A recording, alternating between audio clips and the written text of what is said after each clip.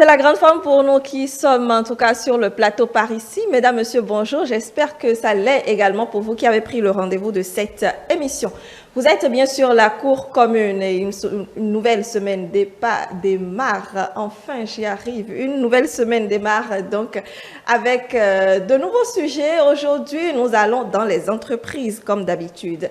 Et vous savez, pour toute entreprise qui se veut rayonnante, qui veut atteindre ses objectifs, la gestion des ressources humaines est un aspect indispensable de son plan de travail. Et qui dit gestion des ressources humaines dit organisation des congés et absences pour que ce ne soit pas la cour du roi Péto. Nous allons voir avec nos invités les astuces qu'il faut mettre en place pour pouvoir les gérer avec, disons, comme il le faut pour atteindre vos objectifs afin que vos équipes puissent donner le meilleur d'eux-mêmes. Qui dit travail, dit repos obligatoirement de toute façon. Je suis déjà avec Modeste, bonjour. Bonjour Prunella dit aussi et bonjour aux amis téléspectateurs. Comment allez-vous Modeste? Très bien. Alors, nous sommes dans les entreprises aujourd'hui. Est-ce que, disons, en matière d'absence, en matière de repos, comment est-ce que vous gérez vos temps de repos, disons? Alors, après des jours de labeur, des jours de réflexion à ne point fini, le corps a forcément besoin de repos, même quand vous-même vous ne le demandez pas, le corps s'affaiblit et vous êtes obligé Il vous le signale d'ailleurs. Il vous le signale et vous êtes obligé de lui donner un temps soit peu, même si c'est quelques heures ou une journée de repos.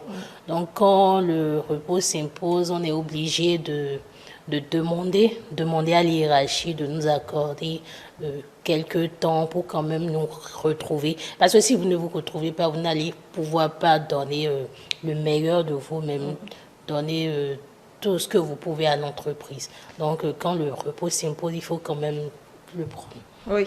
Alors, dit aussi qu'on prend ses repos, disons, il faut aussi pouvoir mettre ses repos au profit et justement faire reposer le corps comme il le faudrait et ne pas encore le dépenser en énergie parce que certains peut-être prennent les jours de repos, peut-être si c'est un congé de 12 jours, ils vont faire autre chose et reviennent encore, disons, 12 jours après pour se remettre encore au travail. Alors, quand vous prenez le repos, le mieux, c'est de vraiment profiter de ces quelques moments de repos que vous avez un temps où il y a du calme autour de vous. Si habituellement vous n'avez pas eu le temps de vous consacrer à votre famille, c'est quand même le moment de vous attacher parce que qui dit repos dit quand même vous vous retrouvez plus avec les membres de votre famille, vous ne sortez plus trop tôt de la maison et je pense qu'il faut quand même profiter de son temps de repos le plus possible que ce soit. De toute façon, nous avons nos invités qui sont peut-être beaucoup plus moulés dans la chose et qui vont nous dire ce qu'il en est, ce qu'il faut faire lorsque vous êtes employé et lorsque vous êtes employeur aussi. Il ne faut pas oublier, on a des obligations des deux côtés. Alors, aujourd'hui, nous parlons donc de congé, nous parlons d'absence. Notre mot du jour, Modeste. Alors, quand on parle de congé, on parle d'absence et on parle aussi de repos. Et repos qui s'écrit R-E-P-O-S. Repos qui est un nom masculin de reposer. Le premier sens de reposer, quand quelqu'un se repose, on parle d'absence de mouvement, d'immobilité, de muscles au repos. Là, le synonyme de repos, on peut parler d'arrêt, halte, immobilité. Le contraire de repos, on parle de mouvement. Deuxième sens du mot repos, on dit le repos, c'est faire pour quelqu'un qui se repose, qui cesse son activité. Alors, correspondant de repos, on peut dire que la personne prend un peu de repos. Le synonyme de repos, dans ce sens, on parle de cesse, de détente, de pause, de relâche, de répit et aussi de trêve. Le contraire de repos, là on parle d'activité, de besogne, d'exercice, de labeur, d'occupation, de peine, de tâche et de travail. Troisième sens du mot repos en littérature, on parle d'état de quelqu'un qui se repose ou dort. Être respectueux du repos des autres. On parle aussi d'état de quelqu'un qui est sans inquiétude ni préoccupation dont rien ne trouble la tranquillité, la quiétude, ce qui aggrave voilà, les problèmes quand on réveille quelqu'un qui dort. Alors, le synonyme de repos, dans ce sens, on bat le paix de quiétude, de sérénité. Le contraire de repos, là, on parle d'angoisse, d'anxiété, d'inquiétude, de préoccupation, de soucis, tourments et de transe. Quatrième sens de repos, on parle d'une période, un jour, pendant lequel quelqu'un cesse son travail, une heure de repos dans l'après-midi comme une heure de pause. Le synonyme de repos, là, on parle d'accalmie, de calme, et le contraire de repos, on parle d'agitation. Cinquième sens du mot repos, on peut dire que le repos peut aussi signifier la pause que l'on observe dans la lecture ou la diction d'un texte. Là, on parle de la virgule, de point-virgule et de point d'exclamation. Alors, sixième sens du mot repos, en bâtiment, en construction, bien entendu, on parle de petit palier qui interrompt la suite des marches d'un escalier. C'est la partie d'architecture qui reste unie. Septième sens en géologie, on parle là de phase d'inactivité d'un volcan. Huitième sens, là on parle des militaires, c'est la position réglementaire debout, le pied gauche légèrement en avant, la main gauche sur la boucle du ceinturon. Et c'est un commandement qui indique l'abandon de la position de garde à vous pour celle du repos. Neuvième sens du mot repos, en physique, on parle d'un état d'un corps immobile par rapport à une référentielle particulier. Absence de mouvement, d'immobilité. On parle là d'un corps au repos, d'un solide au repos, bien entendu. Dixième sens du mot repos en agriculture, on parle de terre au repos, de terre laissée sans culture. Dixième sens du mot repos, là en droit, on peut dire que le repos, c'est on parle de compensateur, de repos concernant la récupération d'heures, de supplément et considération d'heures, voilà, supplémentaires accomplis selon les cas dans le cadre ou au-delà du contingent fixé sur la loi et qui doit être payé comme temps de travail. Le repos hebdomadaire, repos légal, repos maximum de 24 heures consécutives et en principe, c'est les dimanches là qu'on parle de repos hebdomadaire. Et aussi, on parle de tout employeur et on dit là que tout employeur est tenu d'accorder à un salarié un temps de repos. Alors, deux citations avec le mot repos. Le premier est de François Rochefoucauld, voilà, j'y arrive, je pense, qui dit « Quand on ne trouve pas son repos en soi-même, il est inutile de le chercher ailleurs. Quand on ne trouve pas son repos en soi-même, il est inutile de le chercher ailleurs. » Deuxième citation avec le mot repos qui est de René Descartes qui dit « Je ne désire que la tranquillité et le repos qui sont des biens que les plus puissants rois de la terre ne peuvent donner à ceux qui le savent prendre d'eux-mêmes. Je ne désire que la tranquillité et le repos qui sont des biens que les plus puissants rois de la terre ne peuvent donner à ceux qui ne les savent prendre d'eux-mêmes. » Une citation de René Descartes. Merci beaucoup, Modeste, pour ces éclairages sur le mot repos qui a énormément de sens. Hein. On l'utilise tellement, c'est sûr. J'espère que nous vous avons éclairé davantage sur ce mot. Alors, je vous retrouve tout à l'heure, Modeste, pour la pensée du jour, les messages que vous auriez reçus sur notre sujet du jour également. Le mot, pourquoi pas, est enfin test ta culture. Nous allons donc installer nos invités s'ils sont là.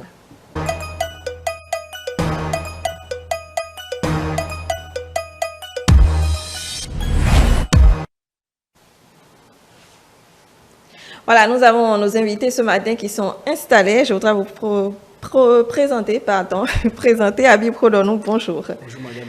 Comment allez-vous? Très bien, merci. Vous êtes entrepreneur, merci d'être avec nous ce matin et avec nous également Fréjus Satinoglou. Bonjour. Bonjour madame. Vous allez bien Fréjus? Super bien. Vous êtes juriste, merci de nous retrouver également sur ce plateau.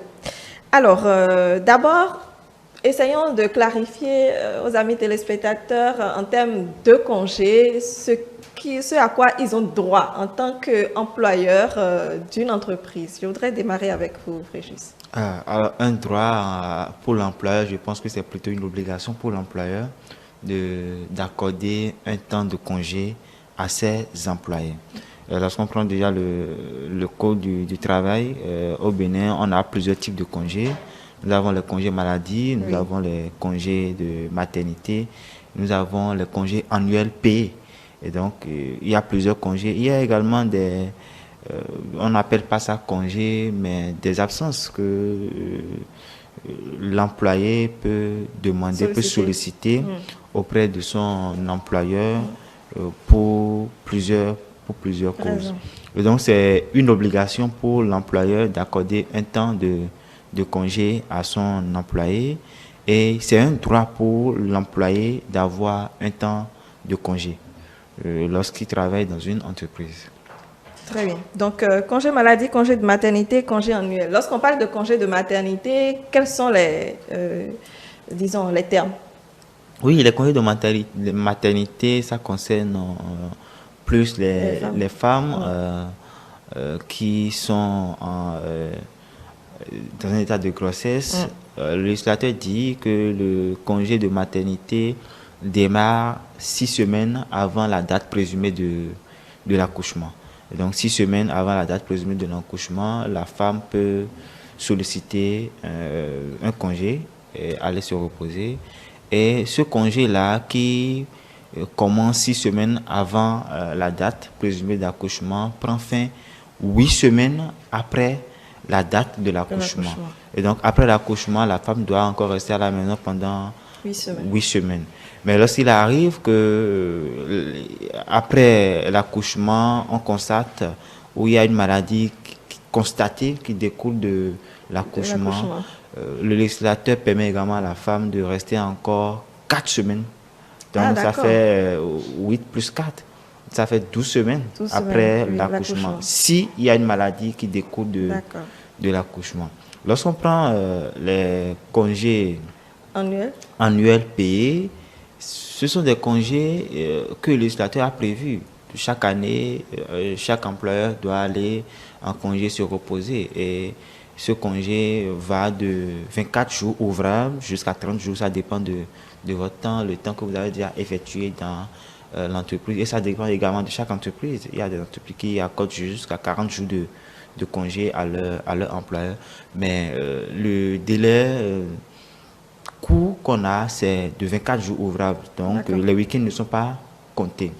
Il est également dit que il ne peut pas avoir une convention entre l'employeur et l'employé pour aliéner ce temps de congé. C'est-à-dire, l'employeur décide de compenser. Exactement, en payant. Non, le Code du travail a interdit ça. Donc, quel qu'en soit ce qui se passe, l'employeur doit accorder au moins 24 jours de congé.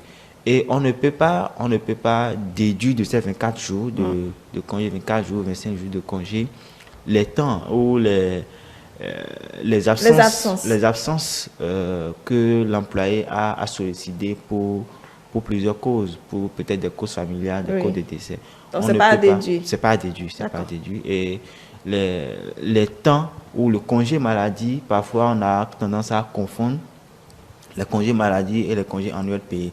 L'employeur vous dit, mais lorsque vous avez été malade, je vous ai accordé 4 jours pour vous soigner. Donc, on enlève ça. C'est souvent dans les privés que ça se passe. Souvent, les employeurs sont jaloux de leur temps et n'aiment pas. Donc, on enlève ça de votre jour de congé. C'est également interdit.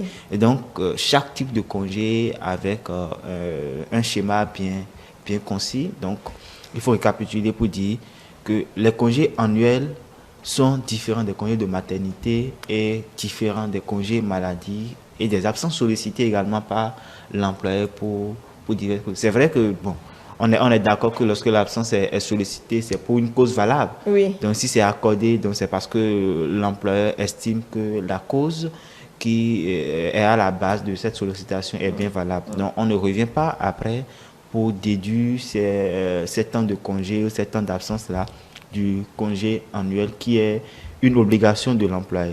Et lorsque l'employé n'arrive pas à assurer une telle obligation, l'employeur, bien sûr, l'employé est en mesure de se pouvoir devant la juridiction pour demander réparation, parce que c'est un temps de congé, c'est une obligation contractuelle. Et on dit en matière de contrat, lorsque les deux parties n'arrivent pas à s'entendre, à remplir les obligations, l'autre partie peut se pouvoir devant la juridiction compétente pour demander réparation.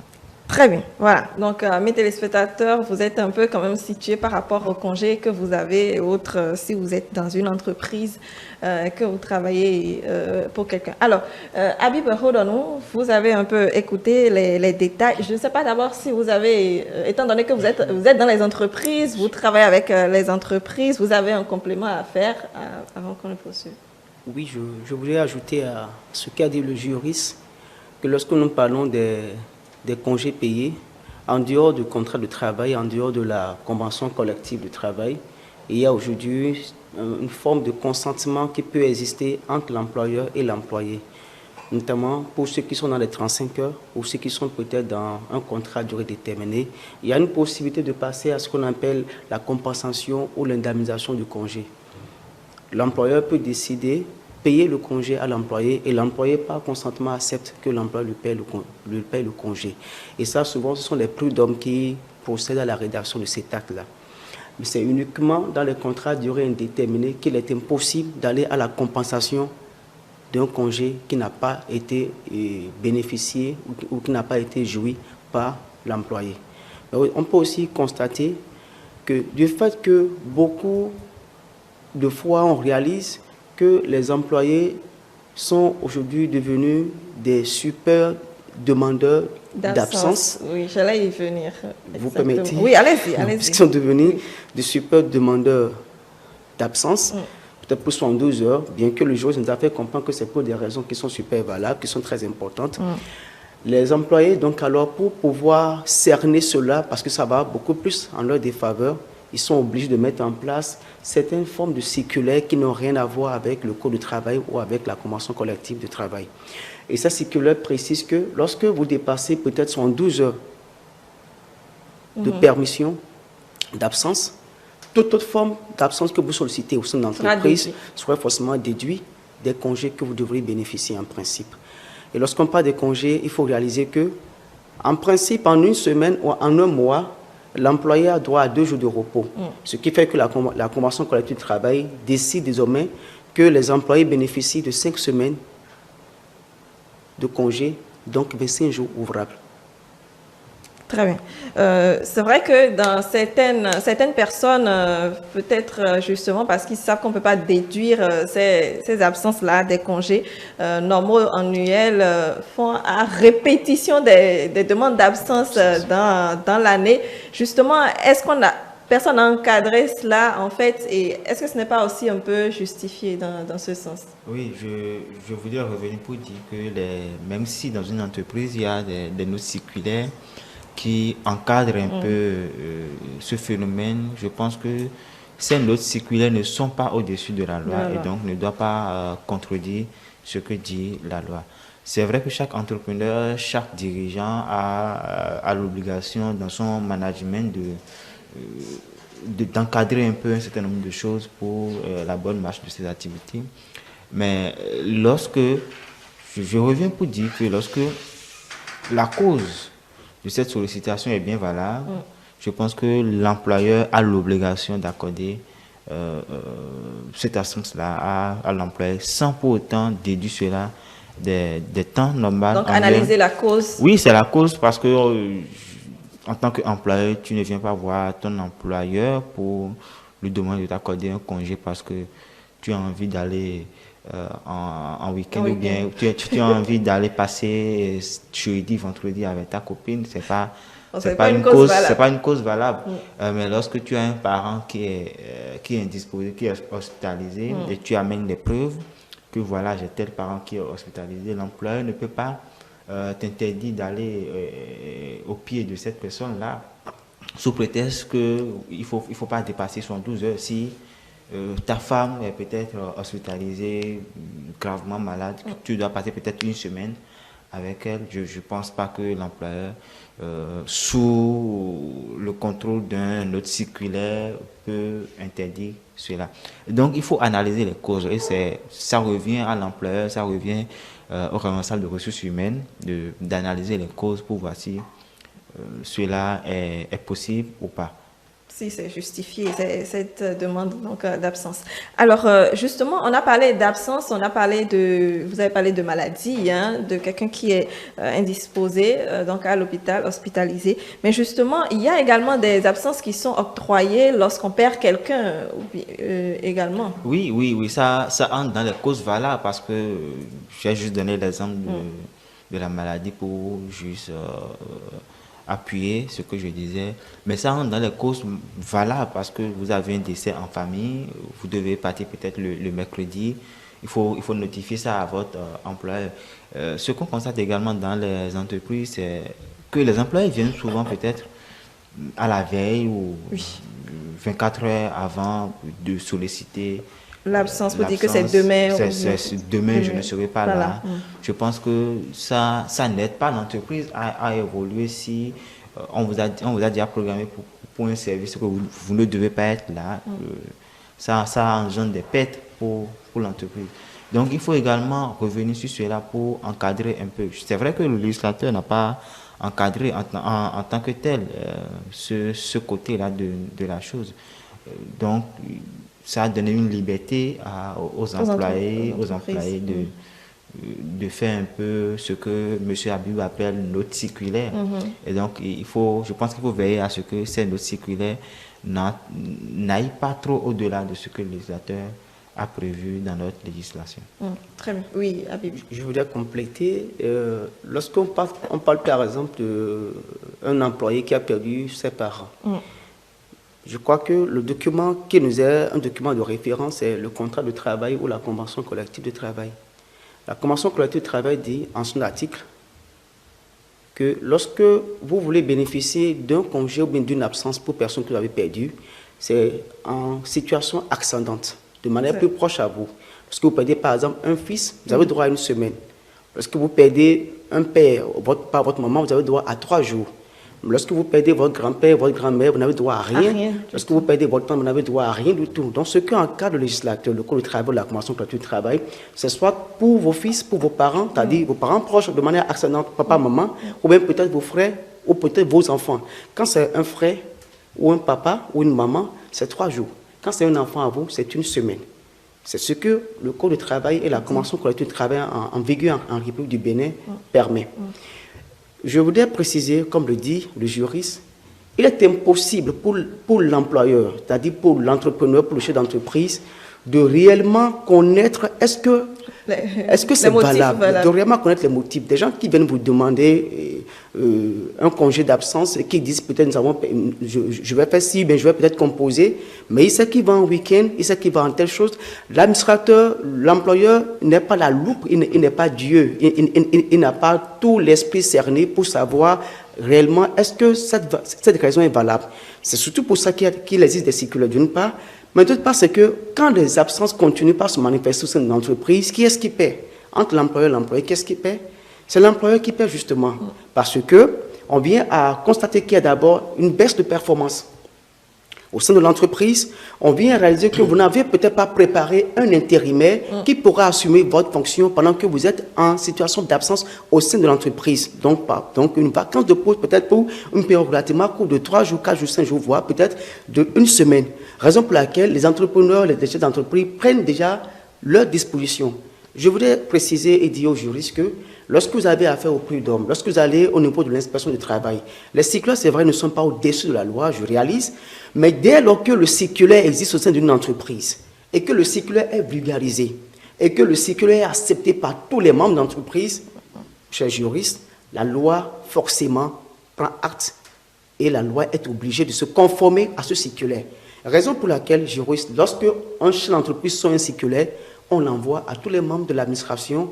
Parfois, on fait des codis et on essaie de passer par les chefs d'entité pour voir est-ce que vous êtes d'accord pour le circulaire avant que le circulaire ne puisse marcher. Le code de travail permet à tout employé au sein de l'entreprise de dire ce circulaire, je ne suis pas d'accord. En même temps, vous allez saisir l'inspection du travail, comme vous pouvez peut-être ne pas saisir l'inspection du travail et en même temps vous prononcer votre démission, d'une part. D'autre part, comme l'a dit le juriste, c'est être une entreprise mal organisée que d'être surpris par une demande de congé d'un collaborateur. On ne peut pas venir tôt le matin pour vous dire j'ai perdu un parent pour que j'aie un congé. Il y a des tests qui existent justement. Vous avez un service de ressources humaines, vous avez un service peut-être à gestion du personnel, vous avez votre code de gestion, vous avez une procédure au sein de votre entreprise qui permet à votre employé de savoir quand je vous demande une permission, voici la démarche à suivre, voici la procédure à suivre. Et ça part même depuis votre chef d'entité, depuis votre supérieur hiérarchique, jusqu'à votre DRH et après au niveau du patron qui va signer maintenant votre demande de permission, soit de chef d'entité, si le DRH délègue le pouvoir, ou peut-être le DRH, si le patron, le PDG délègue le pouvoir, avant que vous ne puissiez partir en congé. Oui, je pense que, oui, je sais que vous voulez réagir, mais un instant. Alors, lorsque la maladie, c'est comme le décès, ça ne prévient pas forcément. Une absence qui est peut-être prévue, une obsèque, c'est prévu peut-être des jours à l'avance. Et donc, je pense, dans ce cadre, on peut dire au moins 112 heures à l'avance.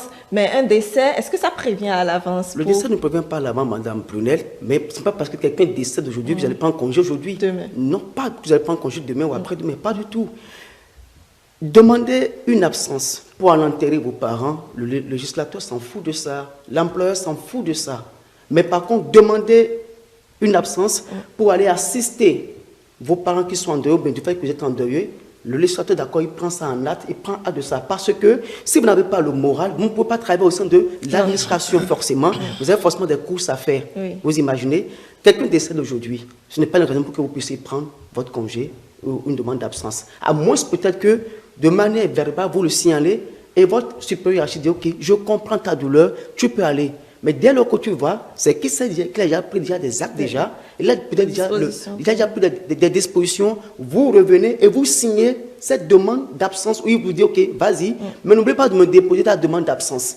Et tu déposes la demande d'absence et il sait que la demande d'absence existe. Donc je veux dire, on ne doit pas prendre un motif pour forcer la loi, pas du tout. Le code de travail existe, la convention collective de travail existe, et au sein de chaque entreprise, il existe une procédure qu'il faut respecter, justement. Très bien. Oui, Frégis. Oui, je suis d'accord avec M. Habib, seulement qu'il y a un certain nombre de choses sur lesquelles je ne me vois pas trop. Parce que lorsque vous dites que du moment où il y a une autre circulaire acceptée par tout le monde, que la loi est obligée d'accepter le contenu, je ne suis pas d'accord parce que c'est vrai, la note circulaire qui est acceptée par tout le monde devient un contrat. Parce que le contrat de société, c'est que on reste ensemble, on décide de quelque chose que tout le monde est obligé d'accepter. Mais ici, la particularité ici, c'est que la note circulaire devient comme un contrat d'adhésion, c'est-à-dire c'est l'employeur qui décide des clauses contenues dans la note de service qui soumet cela aux employés qui vont accepter ou ne vont pas accepter. Vous avez dit que l'employé du moins est libre de démissionner ou de ne pas accepter. Mais revenons dans le contexte normal, ne restons pas dans la littérature, ne restons pas dans la théorie, revenons dans le contexte normal. Un employeur qui réunit ses employés, qui dit voilà la note circulaire que nous allons adopter maintenant. Oui. Vous êtes sûr que un employé qui veut sauvegarder son emploi, qui ne veut pas se retrouver à la rue, est capable de dire non, je ne suis pas d'accord avec cette clause, même s'il n'est pas d'accord, du moment où la majorité est d'accord, lui, il se range. Et donc on ne peut pas dire que parce que la note circulaire contient peut-être des clauses qui ne sont pas totalement normales et parce que les employés sont d'accord avec ces notes que la loi est obligée d'accepter. Je ne suis pas d'accord parce que lorsque vous venez Si jamais vous venez devant une juridiction et qu'on constate que dans la note circulaire, il est dit des choses qui sont contraires à la loi ne sera pas obligée d'accepter cela. On va casser cela et certainement que l'employeur va payer des dommages internes aux employés qui ont subi cela parce que l'employeur est dans une position de force par rapport aux employés. Et donc, dans ce contexte-là, psychologiquement, les employés n'ont pas trop de pouvoir, n'ont pas trop d'instance de pouvoir. À moins que nous sommes dans une entreprise vraiment organisée avec des syndicats, avec des instances de décision. Là, on pourra dire que c'est les syndicats qui n'ont pas fait leur travail. Mais ce que nous voyons aujourd'hui dans notre contexte actuel, un employeur qui sort une note qui, je ne sais pas si ce que vous dites, ça se vérifie, mais souvent, quand c'est affiché, c'est que c'est affiché. C'est là où vous parlez de vulgarisation, c'est affiché, où c'est les directeurs, entre eux, qui se réunissent, qui étudient cela, qui signent, et c'est affiché. On ne va pas réunir tout le personnel pour leur dire... Voilà, chacun passe et lit, c'est bon. Voilà, et ce qu'on veut afficher, vous avez quelque chose à dire là-dessus. Très souvent, ça ne se passe pas ainsi. Ce sont les responsables, entre eux, qui rédigent cela, qui affichent, on informe le personnel, c'est affiché. Le personnel est obligé de s'y conformer, même s'il n'est pas d'accord. Même s'il n'est pas d'accord, on lui dit de démissionner, mais là, on n'est plus dans un contrat. On n'est plus dans un contrat de travail. Parce que le contrat de travail, au début, n'a pas prévu qu'en cas de note de service affichée ou en cas de désaccord avec un quelconque note de service, l'employeur ou l'employé peut démissionner. Nous avons les causes de démission qui ne contient pas ce genre de comportement. Donc, il ne faut pas dire que du moment où la note de service est acceptée par tout le monde, même si elle est contraire à la loi, que la loi est obligée d'accepter. Moi, je ne suis pas d'accord. Je suis pas d'accord. Parce que vous avez accepté que la note de service n'est pas au-dessus de la loi. Donc, ce n'est pas la loi d'accepter la note de service. C'est plutôt à la note de service de se conformer à ce que la loi a dit. Voilà. Très bien. Voilà. Merci beaucoup. Alors, revenons un tout petit peu avant d'aller au niveau de l'organisation même des congés et des vacances et autres. Revenons un tout petit peu sur le congé maternité. Alors, souvent, il est demandé aux femmes, disons, qui entrent directement en fonction, bien qui viennent d'entrer en fonction, d'attendre un laps de temps avant, par exemple, de tomber enceinte. Environ 1 an, 2 ans avant de tomber enceinte, pour justement ne pas trop déranger l'entreprise. Je pense qu'il n'est écrit nulle part que lorsque la femme vient dans une entreprise, qu'elle doit attendre 1 an, 2 ans avant de tomber enceinte. Je pense que ce problème-là s'est posé dans l'armée. Il y a quelques années, la Cour constitutionnelle a réglé ça. Je pense que c'est une discrimination. C'est une discrimination de demander à la femme qui vient dans une entreprise d'attendre 1 an, 2 ans avant de tomber enceinte. On ne demande pas à l'homme qui vient dans une entreprise d'attendre 1 an, 2 ans avant d'enceinte une femme. Parce que la femme et l'homme travaillent dans une entreprise.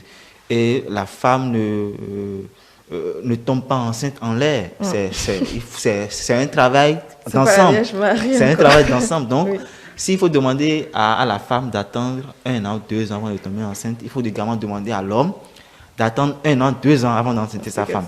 Je pense qu'il n'est écrit nulle part, c'est un débat de rue qui se fait et il faut passer là-dessus.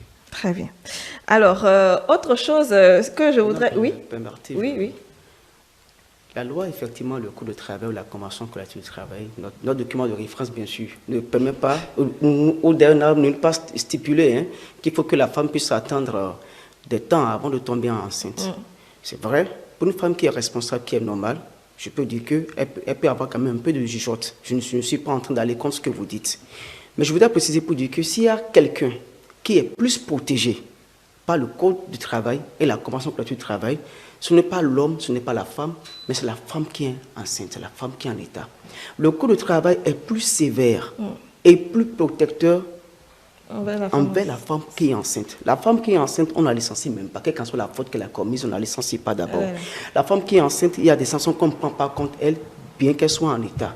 La femme qui est enceinte, le Code du travail la protège de manière particulière, de manière très spéciale. Monsieur le juriste a dit qu'on ne peut pas prévoir.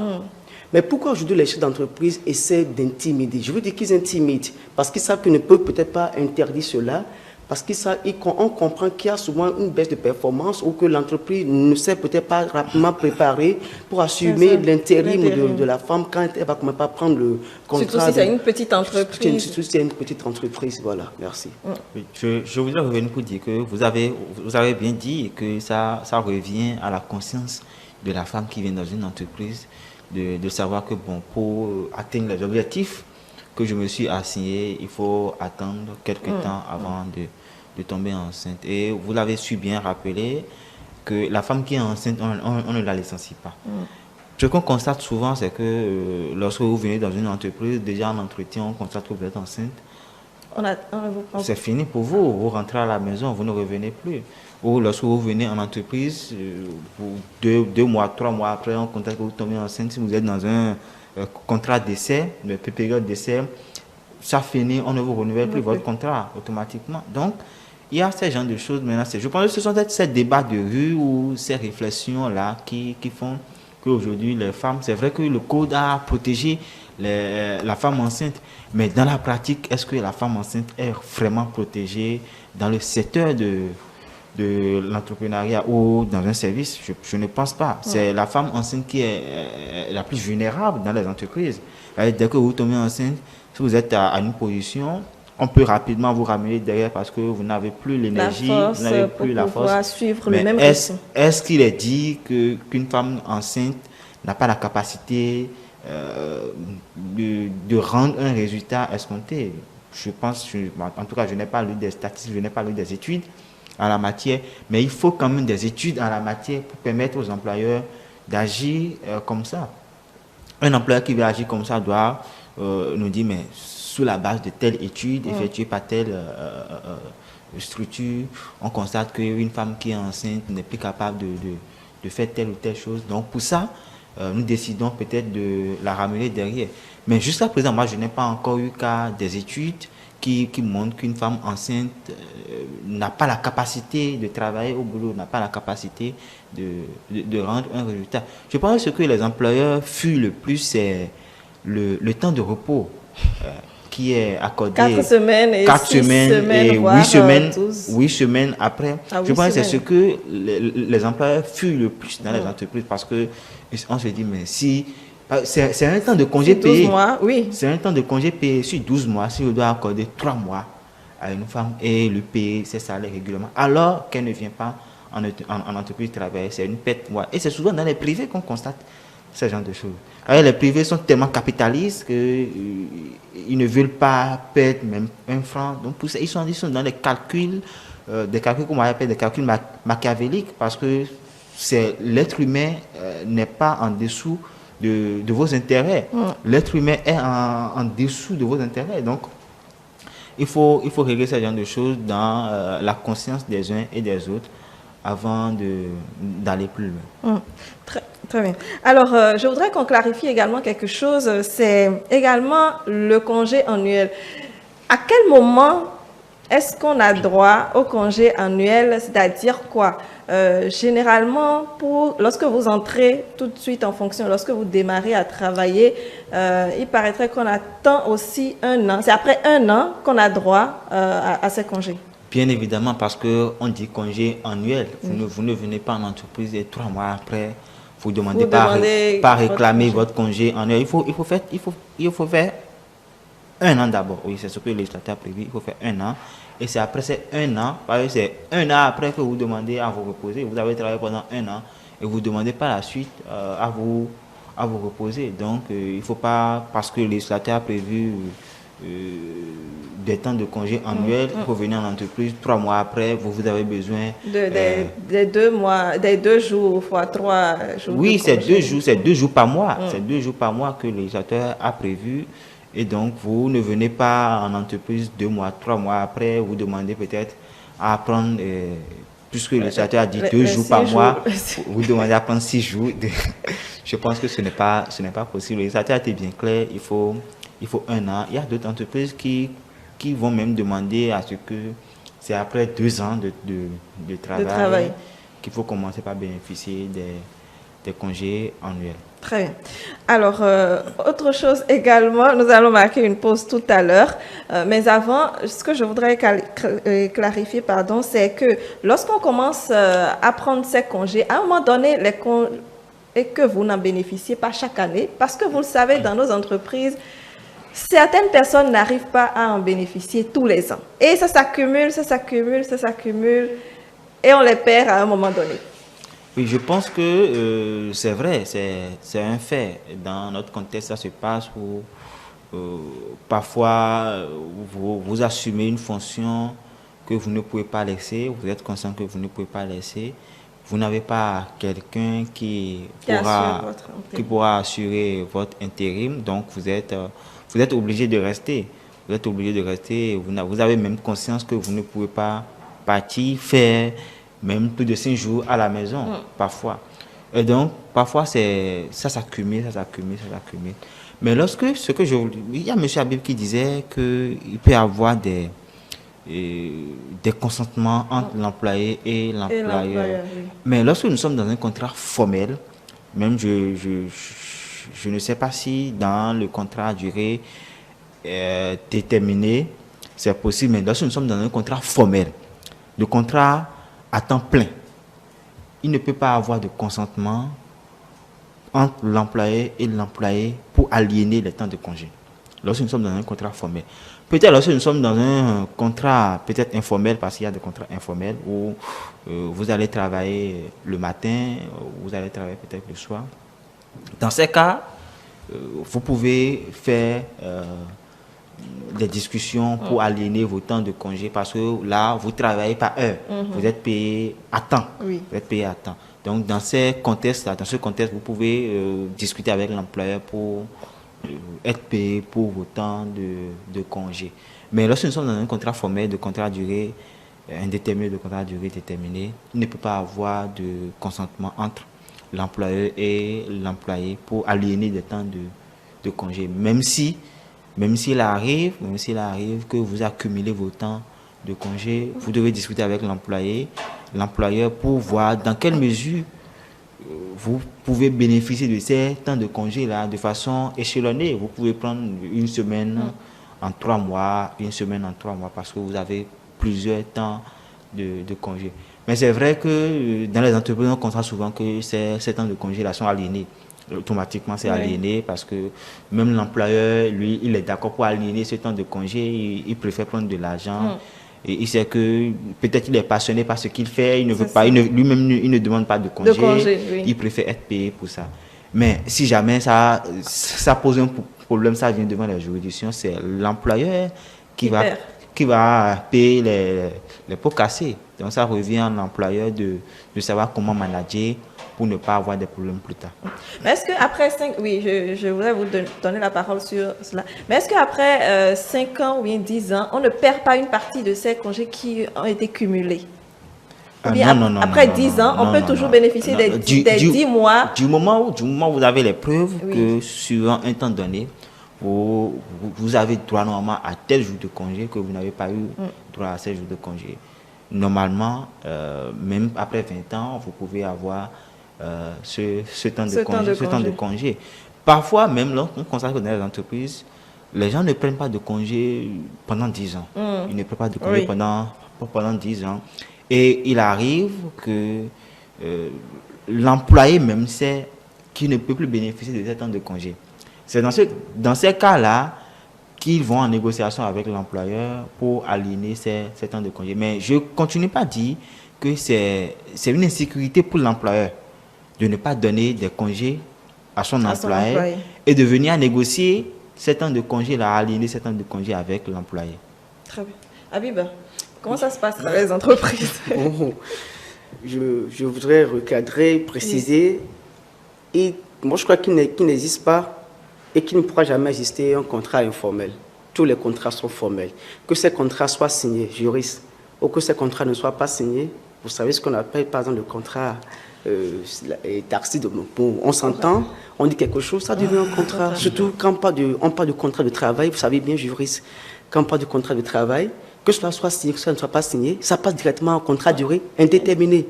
Et c'est là que l'employeur n'est pas protégé, juriste.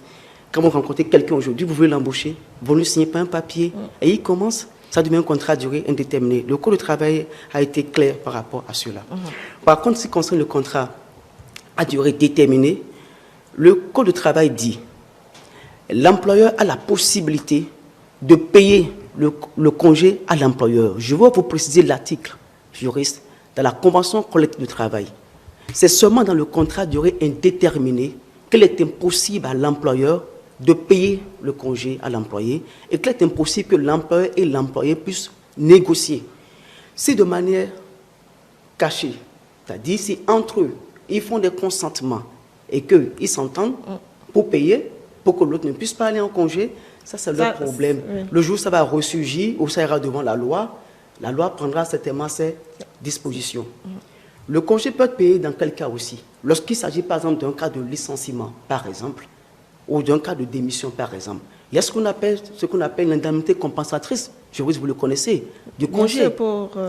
Lorsque, par exemple, vous licenciez quelqu'un, je suppose peut-être qu'il a commis une faute légère, une faute lourde, peut-être une faute grave que le Code du travail sait recadrer, et que vous le licenciez, il ne peut pas tous ces avantages. Il y a des avantages qu'il va toujours continuer de bénéficier. Notamment, on parle par exemple de l'indemnisation, la compensation du congé. Vous l'avez licencié, il est en train de partir. Aucunement, il ne pourra plus revenir travailler dans votre entreprise. Ces congés sont là, il ne peut pas les congés.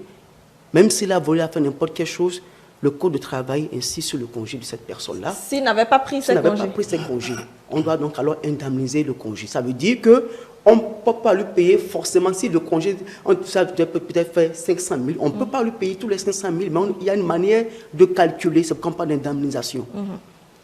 Lorsque votre employé ne bénéficie pas de son congé, après 10 ans, après 20 ans, vous avez posé la question à savoir, est-ce qu'il est possible que l'employé toujours bénéficie du congé ou est-ce qu'il le paie? J'ai été directeur des ressources humaines pendant plus de 4 ans dans une institution financière de la place. Je vous dis comment ça se passe. Dès lors que l'employé a la possibilité de prouver à un employeur qui n'a jamais été en congé, il bénéficie de ses congés forcément.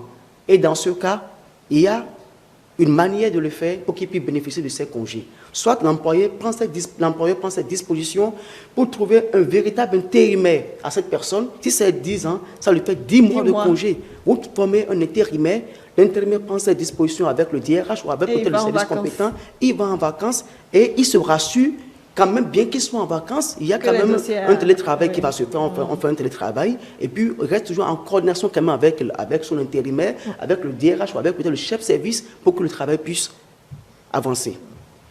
Je dis et je précise, l'employeur se protège comment?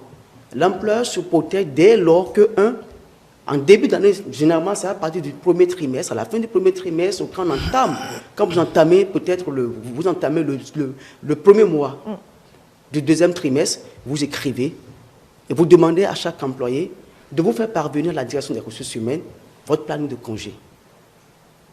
Quand vous le faites, le service compétent, c'est-à-dire la hiérarchie de l'employé, avec le service compétent, vont s'entendre pour voir est-ce que ce départ de congé ou de vacances de l'employé m'arrange. Si oui, il le sent maintenant à la direction des ressources humaines et va maintenant le sent maintenant au directeur général, d'où donc alors on fait le planning de congé qui est établi. L'employeur fait cela pour pouvoir se protéger. L'employeur ne va pas interdire à l'employé d'aller en congé. L'employeur va vous afficher le planning de congé et va vous demander même d'aller en congé parce qu'il va écrire pour dire il faut que vous puissiez aller en congé.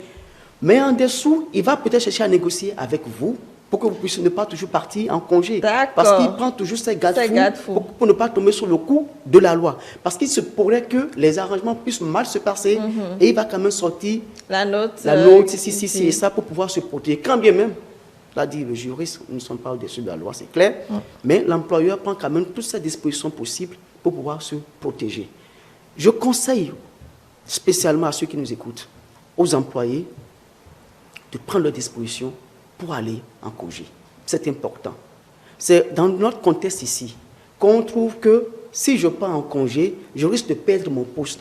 Surtout si on a un poste de responsabilité. Si on a un poste de responsabilité, ou peut-être c'est quand vous avez peut-être des oignons sous vos pieds et que vous savez que lorsque vous laissez votre poste pour aller en congé, vos oignons seront découverts et on verra votre dessous, que vous insistez à rester au poste, même quand l'heure de votre congé vient, et vous accumulez des mois de congés pour qu'on ne puisse pas avoir votre dessous. Moi, je conseille aux employés de demander leur congé et d'aller en congé.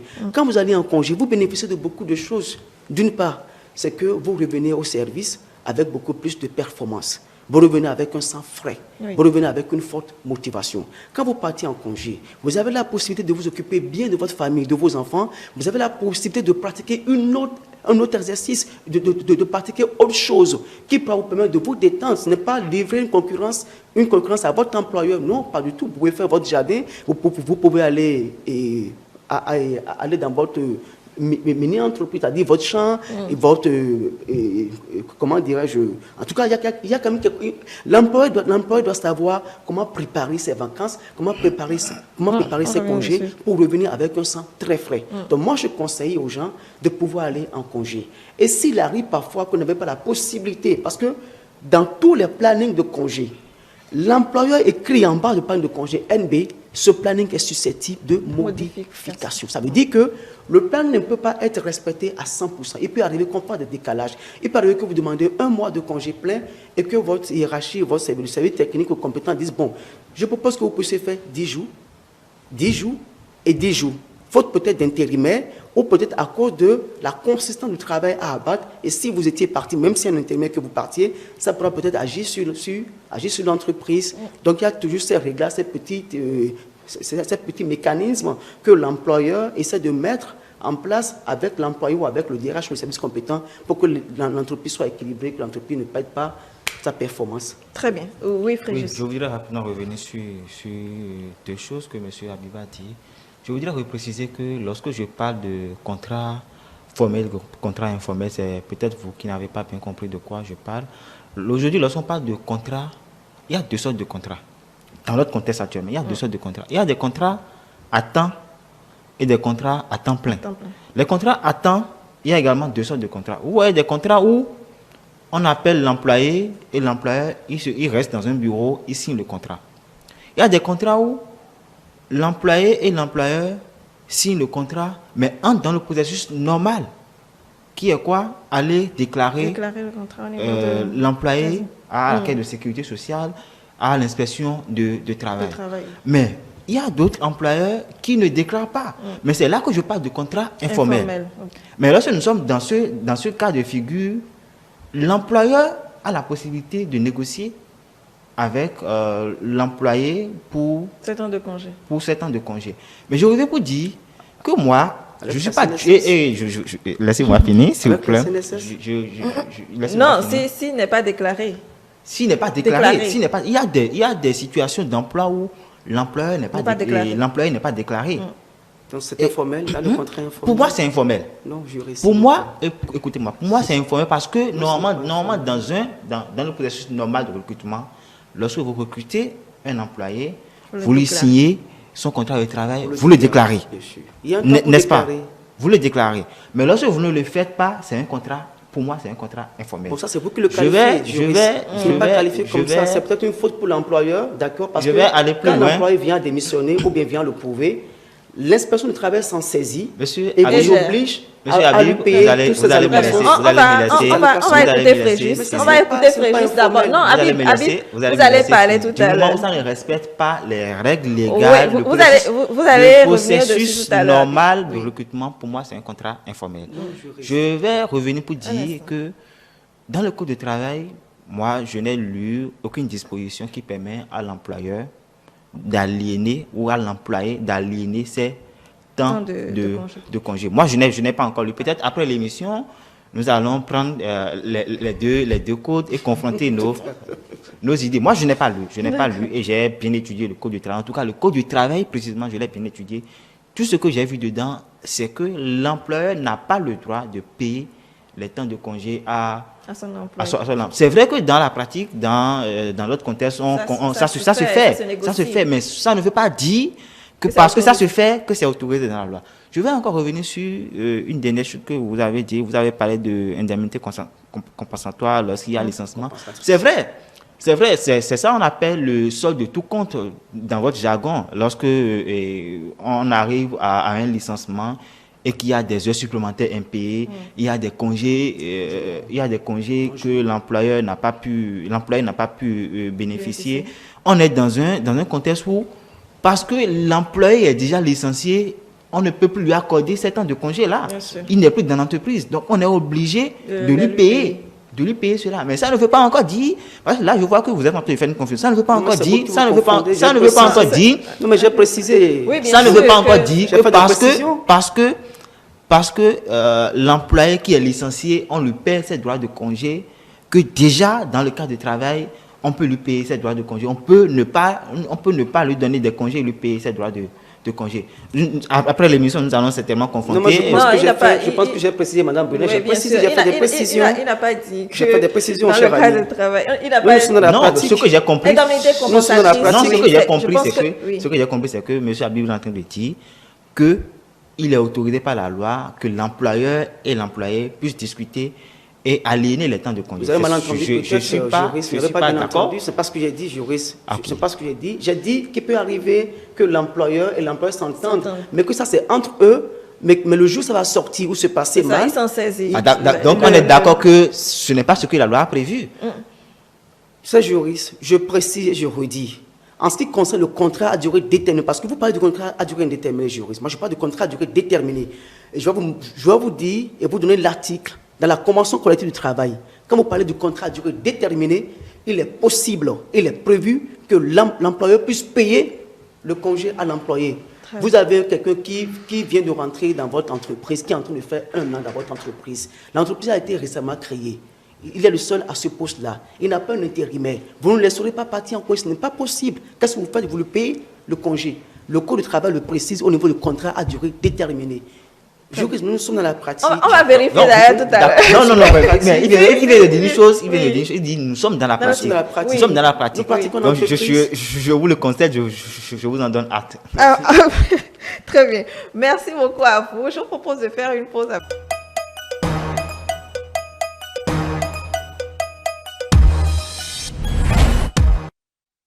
Voilà, retour donc en plateau pour poursuivre nos échanges. Nous allons parler organisation, d'accord? Étant donné que les différents thèmes, peut-être s'il y a des clarifications au fur et à mesure, nous allons les faire sur les différents thèmes que prévoit donc la loi pour les congés. Pour une entreprise qui se veut optimale, avec des objectifs bien entendu atteints en fin d'année et autres, comment faire pour gérer sa ressource humaine en termes de vacances, en termes de congés, facilement pour optimiser donc les énergies dans son entreprise? Je voudrais d'abord donner la parole à Habib. Merci. Cela part d'abord du service ressources humaines jusqu'au niveau de l'employeur qui soit le bénéficiaire des congés dont il doit jouir. La question que demande Mme Brunet, c'est de savoir comment est-ce qu'on peut faire pour bien bénéficier de sa vacance, pour bénéficier de ses congés. Déjà, l'organisation au sein de pour l'employeur, avant même d'aller vers l'employé. D'accord. Puisque déjà nous savons au sein d'une entreprise que l'employé forcément a droit à 1 mois de congé par an, après 12 mois, bien sûr, de service, et que nous savons que c'est une obligation pour l'employeur d'octroyer ce droit de congé à l'employé, et c'est donc alors une jouissance pour l'employeur d'en bénéficier. Comment ça se passe? En principe, pour les entreprises qui se respectent, à partir déjà de la fin du 1er trimestre, ou à vouloir entamer le second trimestre, il est convenable pour l'employeur, c'est-à-dire le DRH ou le chargé du personnel, d'écrire et de demander aux membres, c'est-à-dire aux employés de l'entreprise, de bien vouloir faire parvenir à leur hiérarchie, et non à la direction des ressources humaines, de bien vouloir faire parvenir à leur hiérarchie le planning de congé. Ce planning de congé que chaque employé envoie à sa hiérarchie, d'abord, il y a un travail qui est fait là déjà. La hiérarchie discute avec l'employé avec chaque employé pour voir est-ce que cette date de départ de congé peuvent réellement convenir aussi aux besoins de l'entreprise. Parce qu'après tout, n'oubliez pas que c'est le super hiérarchique qui portera le poids, le chapeau de tout ce qui va se passer. Donc, il y a déjà une forme de négociation qui se passe entre l'employé et son supérieur hiérarchique jusqu'à ce qu'on retienne Un tableau final. en cadre final. Et donc, chaque supérieur hiérarchique maintenant envoie à la direction des ressources humaines ou au chargé du personnel pour les petites entreprises le planning de congé qui est retenu par entité, par service. Il revient maintenant au directeur des ressources humaines d'étudier ce planning de congé envoyé par chaque service et maintenant d'afficher, de retenir, disons d'abord, de retenir un planning de congé général pour toute l'entreprise. Dès que ce plan de congé est retenu, on procède maintenant à la vulgarisation, à la publication, à l'affichage de ces plannings de congé et les services techniques ou les hiérarchies confirment à travers le circulaire et à travers l'affichage à chaque employé. Nous avons retenu, voilà, au terme de nos discussions, ci et ça, voilà ce qui a été retenu pour votre départ en congé. Dès lors qu'on connaît les départs en congé pour chaque employé, quelle est la procédure maintenant que l'employé doit mettre en place pour pouvoir jouir de son congé? Oui. Bien que vous saviez que quand on va sur le tableau d'affichage, vous devez aller en congé peut-être du 2 mars au 2 avril, supposons, au 2 avril, ça ne veut pas dire que vous allez vous lever en même temps pour dire, bon, le 2 mars, je vais en congé, et déjà le 1er mars, vous faites vos valises et puis vous partez sans rien dire à votre hiérarchie, sans rien de hiérarchie, non. Vous faites maintenant une demande de congé que vous adressez. Et dans cette demande de congé, parce qu'il y a un formulaire, généralement les entreprises établissent un formulaire qu'il faut remplir, mais il y a d'autres entreprises qui n'établissent pas le formulaire, et puis il revient à l'employé lui-même d'écrire ce qu'il veut pour dire, bon, convenablement au plan de congé qui est affiché, je voudrais vous notifier mon départ en congé pour la période de temps à temps. Donc, malgré le tableau qui est établi, il faut que l'employé, à l'approche donc de la date, puisse refaire une note. Bien sûr. Et généralement, pour de grandes entreprises, c'est 2 semaines à l'avance. Pour de petites entreprises, c'est 72 heures à l'avance. Pourquoi? Parce que pour les grandes entreprises, on essaie d'éviter ce qu'on appelle la lourdeur administrative. Il faut passer par chaque chef de service. Votre chef de service va viser, donner son accord. Le DRH va viser, donner son accord. Le DG pourra peut-être viser, donner son accord. Si votre procédure permet à ce que le DG soit la dernière personne qui donne son accord, d'accord. Mais pour d'autres entreprises, ça se limite simplement au niveau du DRH, au niveau des ressources humaines, voilà. Donc, vous écrivez que vous partez en congé. Pour d'autres entreprises, on demande à ce que ce soit l'employé même qui précise dans sa lettre de demande de congé qui sera son intérimaire. Ah, d'accord. Des fois, les ressources humaines ou le directeur général évitent d'imposer un intérimaire à l'employé pour que demain, s'il y a des dégâts ou s'il y a une baisse de performance, qu'on ne puisse pas dire c'est parce que m'avait imposé cet intérimaire, telle personne qu'il y a des dégâts, ça n'a pas marché. Donc on demande parfois que ce soit l'employé lui-même qui précise qui pourra donc alors l'intérimer pendant cette vacance ou ce départ en congé.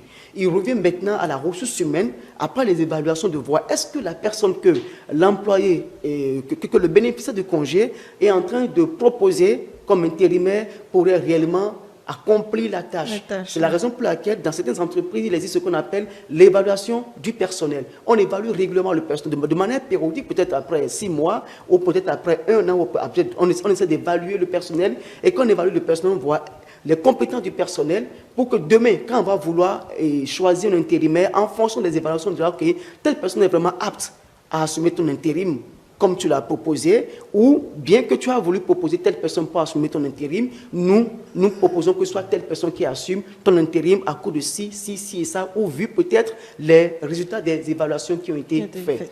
Dès lors que vous déposez cette demande-là, de demande de jouissance, et vous proposez l'intérimaire qui va vous remplacer durant cette période de congé, la direction des ressources humaines prend acte, elle étudie, et elle ne vous répond pas directement.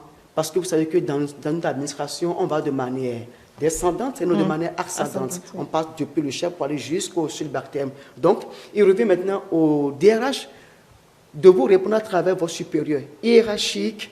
Nous avons accepté le départ de congé de votre employé, ci et ça, et cela vous est clairement maintenant notifié que vous partez en congé.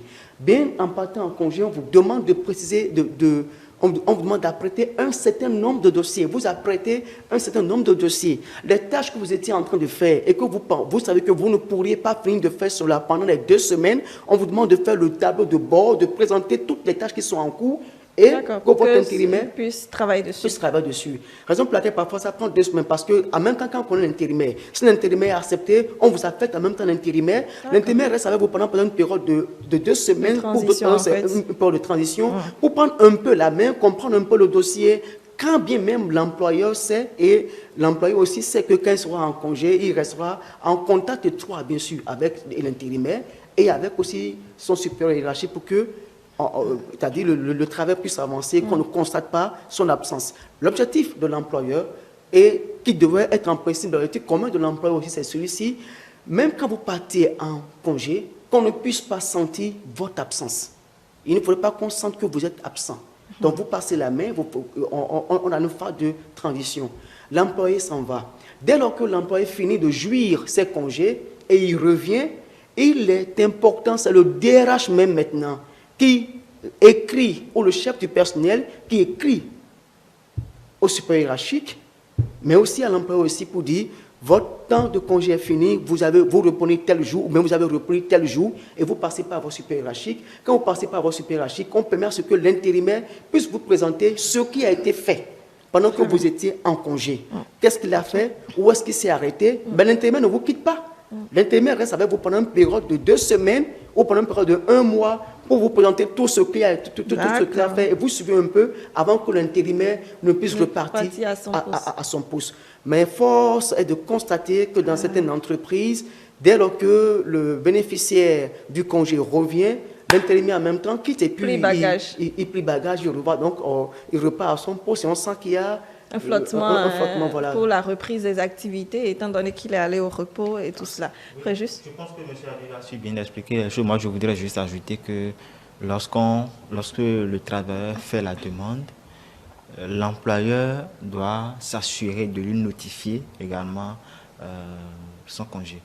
Et le travailleur également doit s'assurer d'avoir la notification avant de partir. Avant de partir. Parce que lorsque je suis le processus donné par M. Abir, vous demandez à aller en congé et c'est vrai, vous savez que bon, il n'y a pas de souci, vous allez en congé, mais il y a une insécurité. On peut vous dire après que vous avez abandonné votre poste et que vous venez parce qu'il n'y a pas une notification, il n'y a pas un acte qui prouve que effectivement vous êtes en congé.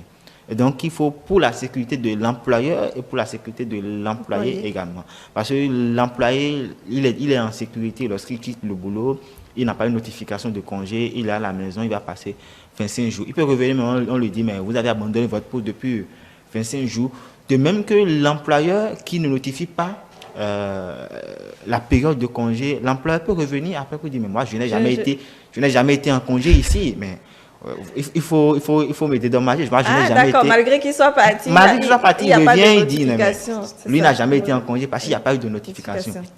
Donc, la précision à faire ici, c'est qu'après la demande, qu'il y ait une notification. Parfois, on constate que, bon, lorsqu'on fait la demande, on dit, bon, monsieur Jean, j'ai vu votre demande, bon, vous pouvez partir en congé. Vous pouvez partir en congé. Et lui dit, merci patron. Merci patron. Le lundi n'est plus là. Donc, il faut régler ces histoires-là, qui est la demande, mais après, qui est la notification. Très bien, bien. Merci. Alors, est-ce que c'est possible à l'employeur d'imposer une période de congé, c'est-à-dire selon les activités que nous avons, voici la période où vous pouvez partir en congé. À part cette période, ce n'est plus possible. Oui, c'est possible parce qu'on a dit tout à l'heure qu'il faut faire la demande. Et lorsque vous faites la demande et que l'employeur voit que la période de congé que vous avez sollicité n'arrange pas le processus de son entreprise, mais l'employeur est dans ses droits de dire non, vous ne pouvez pas aller en congé pendant cette période. Je préfère que vous ayez en congé pendant cette période. Du moment où, pendant l'année, vous avez vos 25 jours ou 30 jours selon l'entreprise, du moment où vous avez votre congé payé annuel, il n'y a pas de souci. Donc, la période, c'est à voir avec l'employeur et l'employé.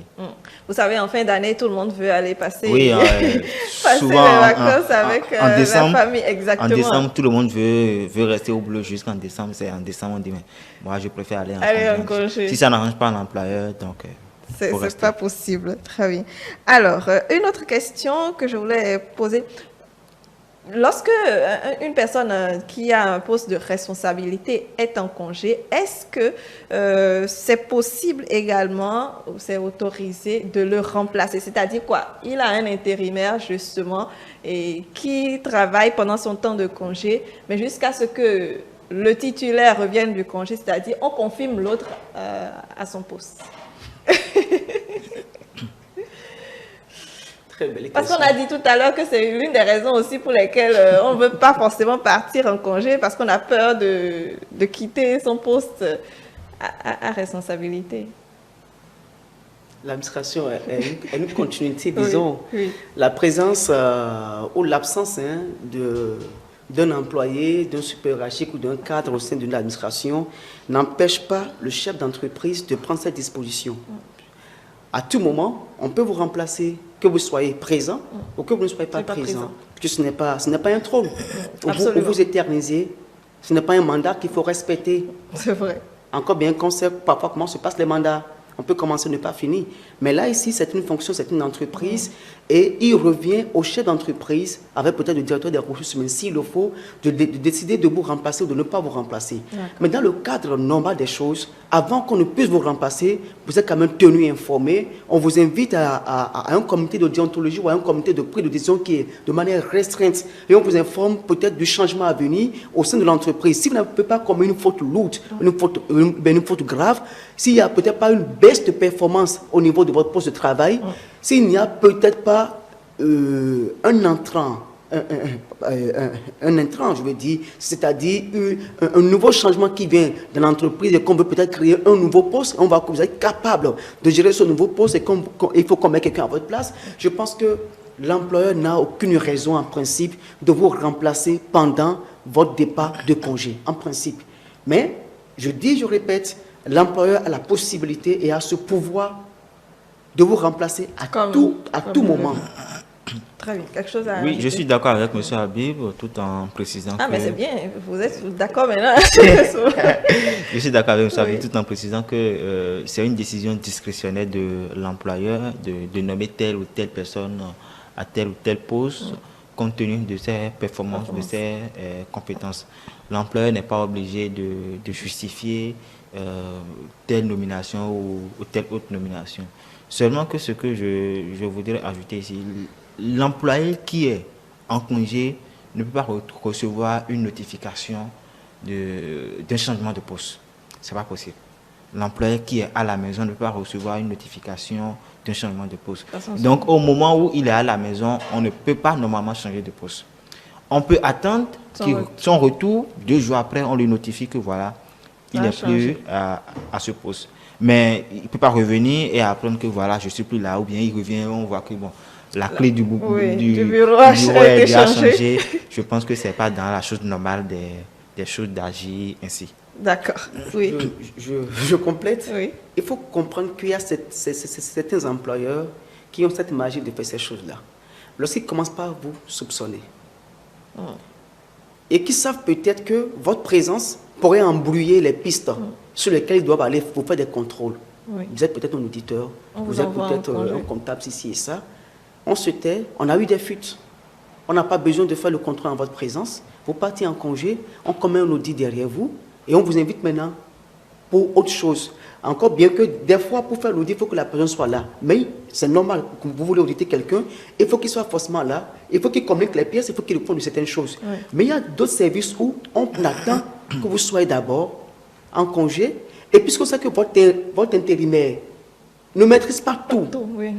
Et qu'avec lui, on peut avoir accès. Tout est ouvert. Tout est ouvert. On profite par là et puis on essaie de vous contrôler. On découvre des choses qui ne vont pas ici et ça, et on vous remplace immédiatement. Et on vous informe après. Mais cependant, ce n'est pas trop bon aussi pour l'employeur, parce que l'employeur aurait la possibilité de nier un certain nombre de choses, et devant la loi, il pourrait s'en sortir vainqueur. D'accord. On connaît... Parce qu'on pourrait truquer... On pourrait truquer... des documents alors qu'il va dire qu'il n'en est pas... Ces choses quand même, ça se fait régulièrement. On attend que vous partiez en congé pour qu'on vous remplace, ce qui n'est pas une bonne chose.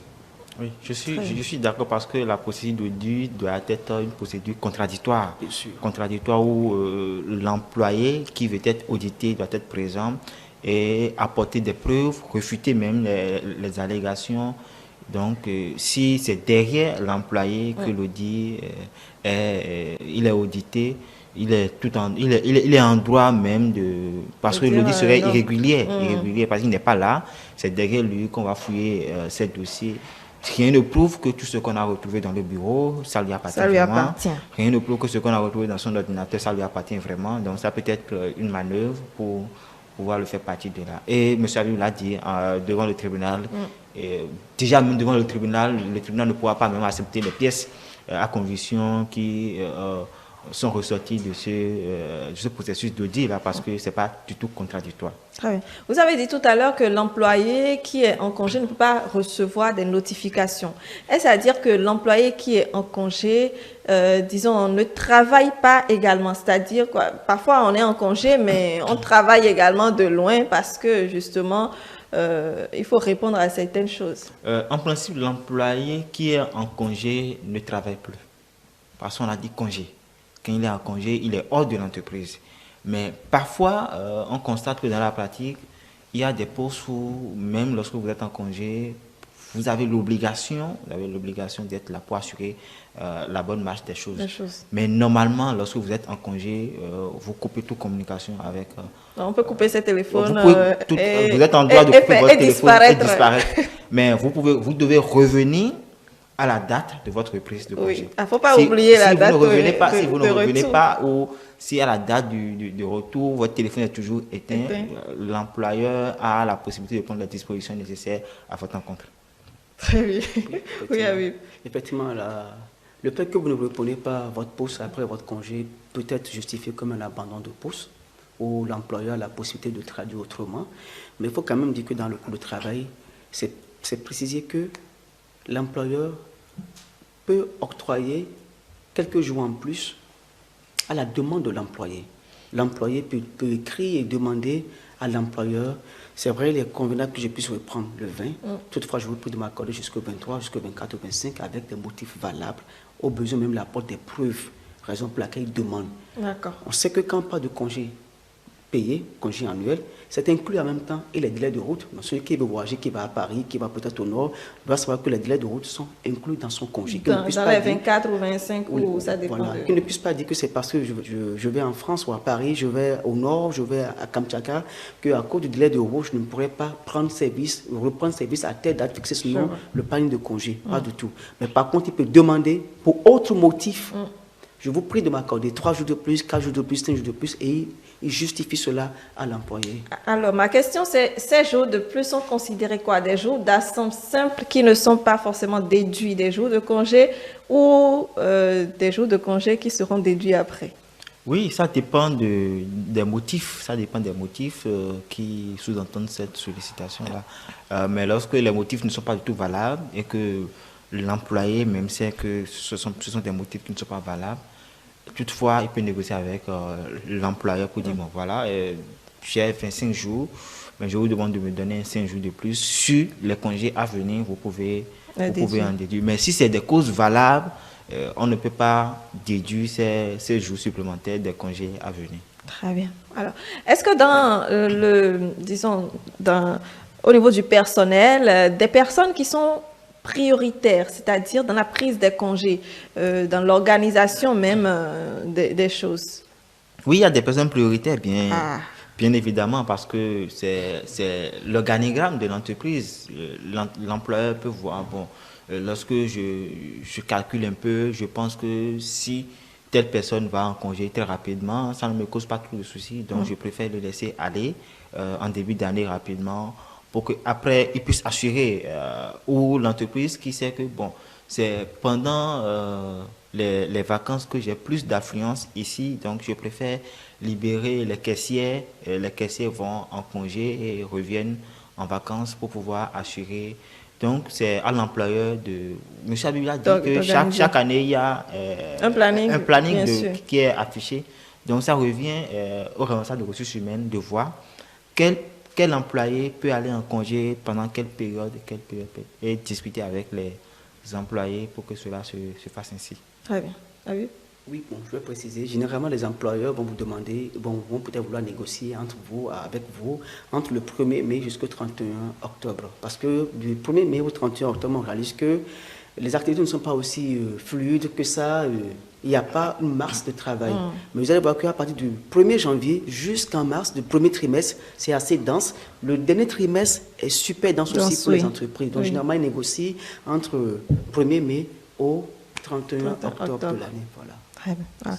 Alors, une chose qu'on n'a pas dite aux hommes, c'est qu'ils ont également droit au congé de paternité. Oui, ils ont droit au congé de paternité, seulement que ce n'est pas comme Faut pas attendre 4 semaines. Congé de maternité où il faut aller faire 3 mois à la maison. Donc je pense que le législateur n'a pas voulu faire une discrimination à l'égard des hommes. C'est pourquoi ça a été prévu ainsi. Une femme qui a droit à congé de maternité, il faut également que l'homme ait également droit à congé de paternité. Pour au moins rester avec la famille, assurer certains besoins et tout. Mais ça ne va pas, je n'ai pas la période exacte, mais je sais que ça ne va pas au-delà de 4 semaines comme pour la femme. Ah, 4 semaines, je pensais que c'était 3 jours. Le congé de paternité, c'est 3 jours pour les hommes. Okay. Et cela ne veut pas dire quand on vous informe que votre épouse a donné naissance. En même temps, vous dites à votre employeur, je suis à l'hôpital pour faire ci et ça. Non, le congé de paternité, c'est après tout ça là, quand vous entrez à la maison, vous demandez un congé de paternité. Mais c'est aussi possible que, de manière verbale, vous tenez informé, on dit ok, prends peut-être 3 jours en même temps, mais n'oublie pas d'introduire une demande de congé. Voilà. Très bien. Merci beaucoup pour ces détails. Nous allons à présent retrouver Modeste pour la suite.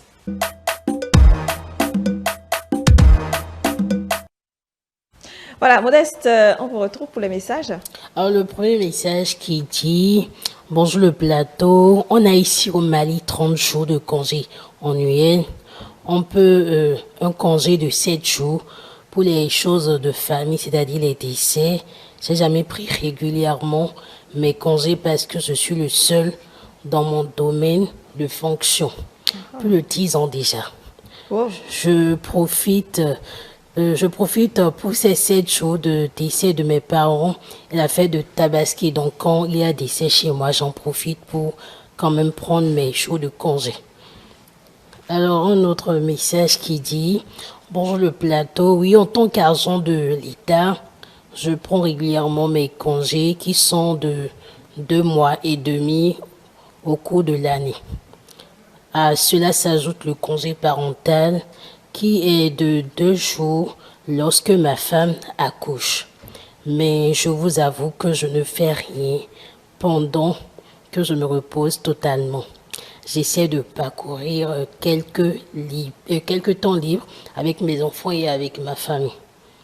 Un dernier message qui dit « Je profite bien de mon congé parce que je fais mon petit commerce pour aider mes parents. » Voilà, des activités qu'on fait pendant ces congés, voire encore 2 mois et demi ou 30 jours ailleurs. Je pense que c'est beaucoup, mais toutefois le contrat de travail peut stipuler cela. Mais réglementairement, ce qui est prévu, c'est 2 jours par mois, 2 jours de congé par mois. Mais si le contrat de travail stipule que l'employé peut prendre jusqu'à 2 mois, c'est tant mieux. Bon, ça dépend aussi de l'organisation du travail, combien de temps de travail il fait par mois ou autre par semaine, tout cela également. Et la pensée? Alors, la pensée du jour est de Jean Dion qui dit « Le dimanche soir, l'un des pires moments que l'on puisse imaginer, encore en congé mais déjà au travail. Toute la force du capitalisme à l'œuvre. Le dimanche soir, l'un des pires moments que l'on puisse imaginer, encore en congé mais déjà au travail. Toute la force du capitalisme à l'œuvre. » Le dimanche soir, donc, on pense déjà au travail alors qu'on est au congé. Habib. On sait que le dimanche soir, on pense comment lundi, il faut reprendre le service. Quand même, vous passez un très bon week-end et Quand on sait la masse de travail qui vous attend le lundi matin, on connaît la pression, le stress que vous aurez le lundi matin. Donc, on se dit, c'est la force du capitalisme. Il faut lui vendre forcément notre force pour avoir du salaire. Eh oui. Je me demande même si le dimanche, c'est un jour de repos finalement. C'est exactement ce que je voulais dire parce que finalement, le dimanche, on se retrouve déjà en plein dans le travail. Oui. Le dimanche, vous voyez certains déjà qui, à la maison, commencent par préparer les dossiers du lundi, commencent par mettre certaines choses à jour. Ou déjà, le samedi soir ou le dimanche matin, on se dit déjà, bon, demain je reprends, donc il faut plus s'amuser, il faut plus boire, il faut être concentré pour reprendre en pleine forme demain. Modeste. Alors, Jean Dion qui est quand même mieux placé pour cette citation parce qu'il est journaliste et qu'il est chroniqueur. Bon, je vois. Pas de jour de repos, surtout les week-ends. Merci Modeste. Nous allons voir le mot tout à l'heure, mais avant, avant toute chose, il faut qu'on fasse test à culture aujourd'hui. On y va. Merci.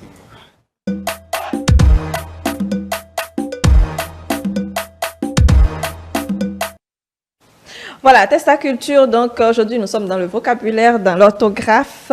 On y va tout de suite. Première question, chers amis, vous pouvez également lire la question. Mais où est donc ornicar? Je pense que vous les connaissez. Ce sont des conjonctions de Coordination. Merci. Si vous n'aviez pas la réponse. Question 2. Dans quel sport Frédéric Bousquet, vous faites appel donc à l'histoire il y a quelques années, Frédéric Bousquet a-t-il été vice-champion olympique à Pékin en 2008? Est-ce que c'est au tir à l'arc, est-ce que c'est à la natation ou est-ce que c'est à la course à pied? Frédéric Bousquet. Natation. Merci, exactement, Habib. Troisième question, dans la série d'animation Dora l'exploratrice, vous avez tout suivi, je suppose, Dora l'exploratrice. Quel est le prénom de son ami, le singe? Babouche. Exactement, Babouche. Quatrième question, comment se prénomme l'épouse? Exactement, Michelle Obama. Qui ne connaît pas Michelle Obama? Question 5. Comment appelle-t-on les muscles orifices situés à la surface de la peau? Non. Le porc? Les pores. Merci. Les orifices. Je voulais dire les minuscules orifices. Donc, question 6. À Paris, dans quel palais le Conseil des ministres se réunit-il en général? Non, Élysée. L'Élysée. Bien sûr, l'Élysée, oui. C'est pas le Grand Palais, c'est pas le palais, c'est bien l'Élysée. Question 7. À la belote, un jeu de cartes se compose de trèfle, de pique, de cœur et de... Carreau. Merci. Il faut jouer à la carte quand même. À Hollywood, mais Habib n'est pas mal du tout. Hein? À Hollywood, par quel symbole les célébrités sont-elles représentées sur le sol du Walk of Fame plutôt? Sur le sol à Hollywood, par quel symbole est-ce que les célébrités sont représentées? Des Oscars, les étoiles ou des lettres? Non, c'est pas des Oscars. Des étoiles. C'est bien les étoiles. On dessine leur étoile dans le sol pour représenter quand ils viennent, ou bien quand elles atteignent un certain niveau, donc ces célébrités-là. Et avant-dernière question, à combien de jours équivalent 112 heures? 3 jours. Merci. Oui. Et dernière question, dans quel pays est né le footballeur Diego Maradona? Argentine. Argentine, exactement. Argentine. Merci beaucoup. Je pense qu'on a bouclé notre temps, hein, à moins qu'il nous reste encore du temps. Si le réalisateur me dit qu'il me reste du temps, on va suivre le mot du jour. Mais sinon, on passe au mot de fin. Ah, le juriste d'abord, d'accord. Je pense que nous avons abordé les aspects nécessaires en matière de congé et je pense que M. Habib, on s'est finalement compris sur si le congé payé devait être payé en lieu et place du congé même ou pas. C'est vrai que M. Habib a certainement ses sources quand il parle, mais en matière de code du travail, ça, on a vérifié tout à l'heure à la pause l'article 164 qui a été bien clair que on ne peut pas remplacer les congés payés par une compensation. Donc, éviter de le faire, c'est éviter de le faire, c'est pour la sécurité, c'est plus pour la sécurité de l'employeur que pour l'employeur, parce que l'employé veut avoir de l'argent et préfère avoir de l'argent pour travailler, mais pour l'employeur, lorsqu'il y aura un souci, je pense que ça ne sera pas bien pour lui. C'est aussi pour la santé de l'employé aussi. Pour la santé de l'employé aussi, oui. Il faut se reposer. Exactement. Modeste?